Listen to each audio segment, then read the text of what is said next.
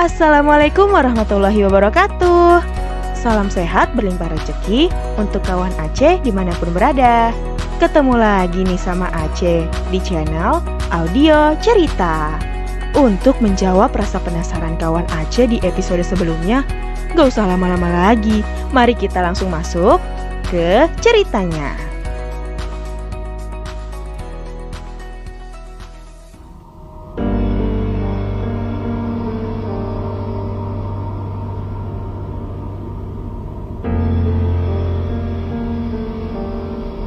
Sudut pandang autor.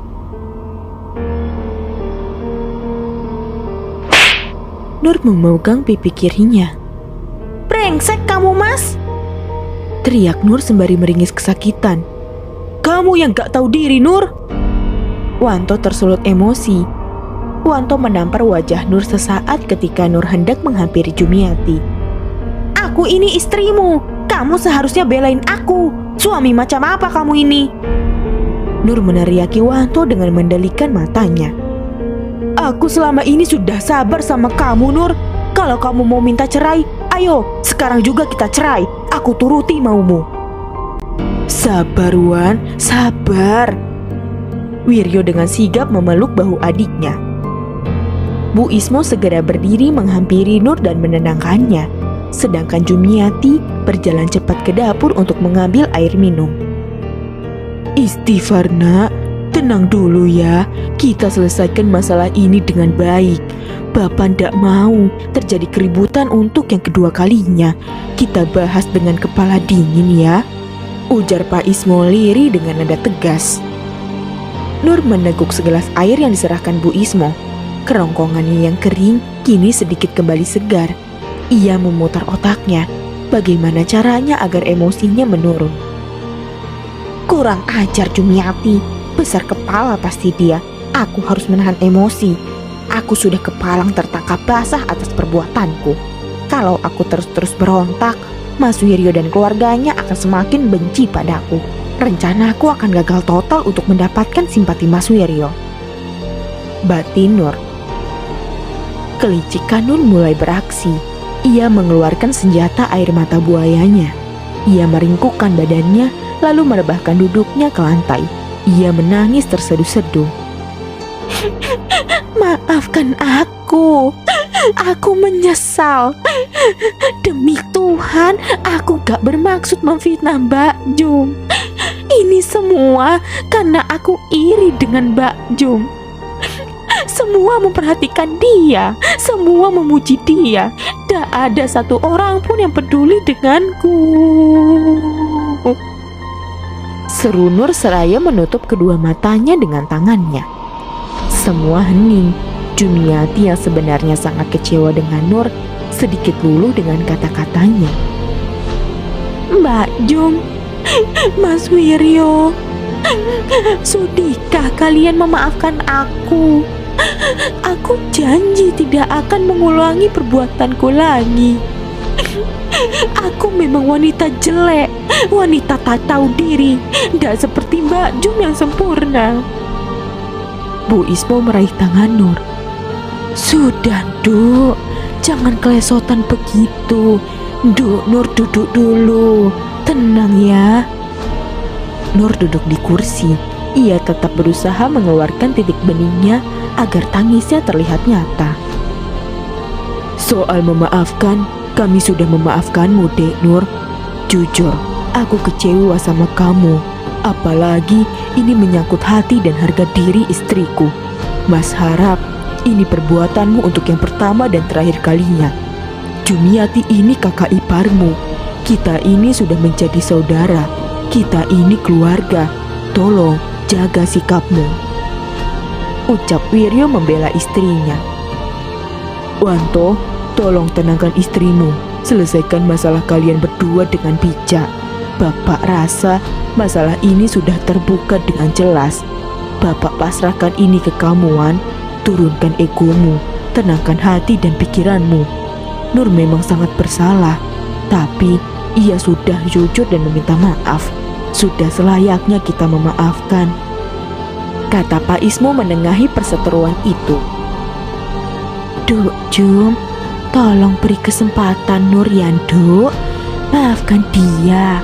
Ibu yakin kalau Nduk Jo mau memaafkan, akan ada pahala besar yang mengalir untuk kamu, Nduk, kata Bu Ismo dengan wajah memelas.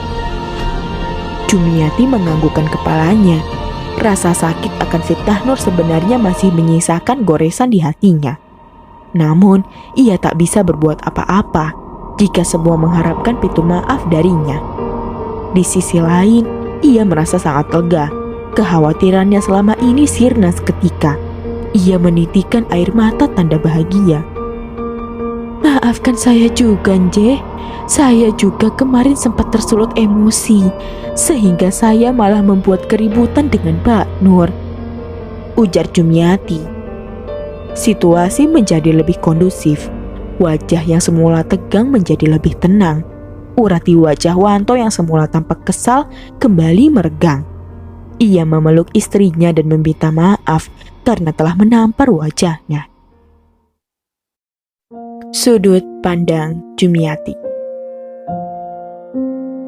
Malam itu perasaanku seperti es yang mencair, lega dan bahagia. Syukurlah semua masalah ini telah berakhir. Aku berharap kesehatan mentalku segera kembali. Mas Wiryo sengaja mengajakku menginap di hotel malam ini. Ia paham sekali dengan kondisiku. Ia ingin aku melupakan masalah yang telah berlalu. Aku suka dengan situasi hotel ini. Ku buka tirai jendela, nampak kelap-kelip lampu malam yang menambah kesyahduan. Baru pertama kali nginep di hotel nih. Celetuk Mas Wiryo kepada aku. Ngolo ih Mas ini, kataku cemberut. Ngomong-ngomong, adek berminat ikut kursus. Jujur, Mas nggak tega kalau adek harus repot-repot kerja. Mataku berbinar-binar. Akhirnya ia memahami perasaanku. Iya, aku mau Mas, aku mau. Aku memegang erat kedua tangannya.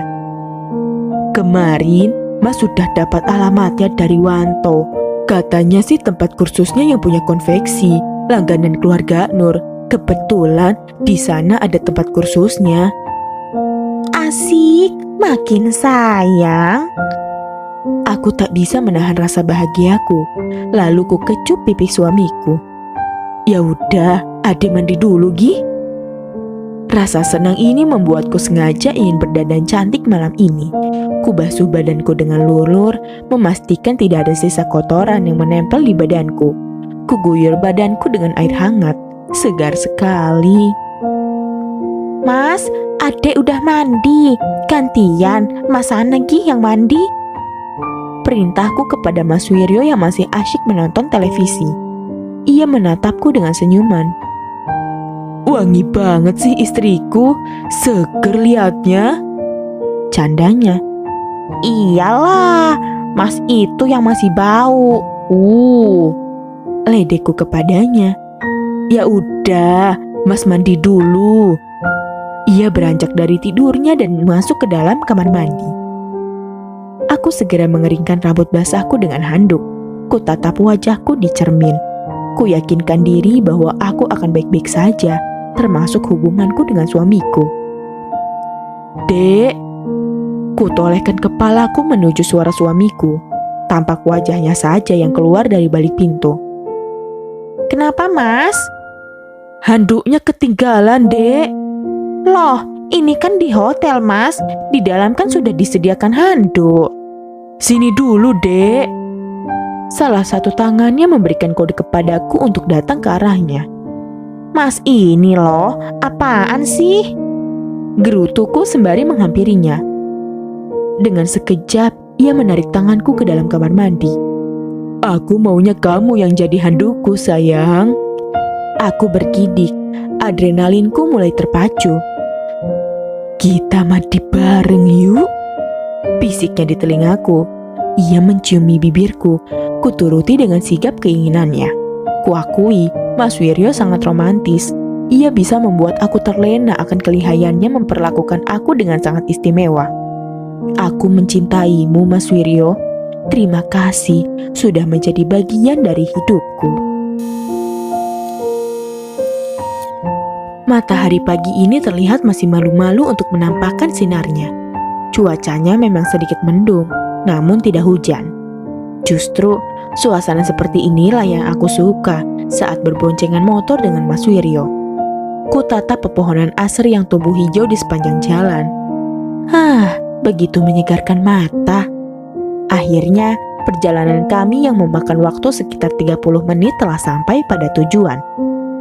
Sebuah bangunan cukup besar dengan papan besar yang bertuliskan Kinanti Konveksi, mengundang kedua bola mataku untuk berselancar melihat suasana sekitar konveksi itu. Tak berselang lama, seorang wanita parubaya menghampiri kami. "Halo, Mas Wiryo ya?" sapa wanita itu. "Iya Bu, saya Wiryo, suami dari Jumiati yang rencananya mau daftar kursus di sini." "Oh iya, mari silahkan masuk dulu." Ibu itu menyuruh kami masuk ke dalam. Kami duduk persis di sebelah ruangan yang disekat dengan dinding kaca tembus pandang, di mana di dalamnya ada beberapa meja yang masing-masing meja disediakan satu mesin jahit. "Perkenalkan, saya Bu Kinan. Mas Wiryo ini kakaknya Mas Wanto ya. Aduh, istrinya cantik sekali," sapa Bu Kinan dengan wajah ramahnya. Aku tersipu malu mendengar pujian beliau. "Iya Bu, saya mendapatkan alamat kursus ini dari Wanto. Katanya langganan keluarga istri Wanto juga ya Bu," ujar suamiku. "Betul Mas, dari dulu zaman sebelum sebesar ini, keluarga Mbak Nur kalau buat baju atau seragam untuk acara keluarga pasti datangnya ke Ibu. Awal mula cuma hobi aja, soalnya sering ditinggal suami tugas di luar. Ternyata alhamdulillah berjalan sampai sekarang." "Wah, keren Bu. Siapa tahu istriku bisa ngikuti jejak Ibu." "Ngomong-ngomong, putran jenengan udah berapa Bu?" "Amin, nanti pasti tak ajari sampai Mbak Jum bisa. Tenang aja pokoknya. Anak saya cuma satu Mas, laki-laki. Ini lagi nunggu persiapan tes masuk angkatan udara. Katanya mau ngikutin jejak bapaknya." "Semoga sukses untuk anaknya ya Bu. Jadi, kapan istri saya bisa mulai kursus?" tanya Mas Wiryo. "Oh, besok bisa Mas. Kita mulai kelasnya jam 9 pagi sampai jam 12 siang.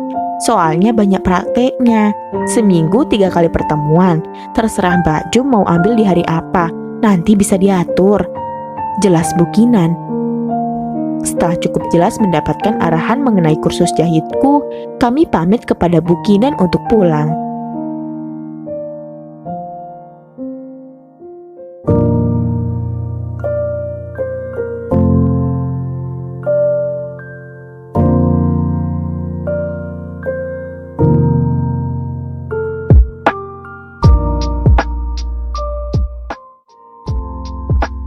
Oke kawan Aceh, demikianlah akhir cerita untuk episode kali ini. Gimana nih menurut kawan Aceh? Bagian mana yang ceritanya seru untuk kita bahas bersama? Yuk tinggalin keseruannya di kolom komentar ya. Buat yang masih penasaran sama kelanjutan ceritanya, kasih jempolnya dulu dong, biar Aceh makin cepat update-nya lagi. Salam sehat berlimpah rezeki untuk kawan Aceh semuanya ya. Sampai ketemu di episode berikutnya. Bye-bye.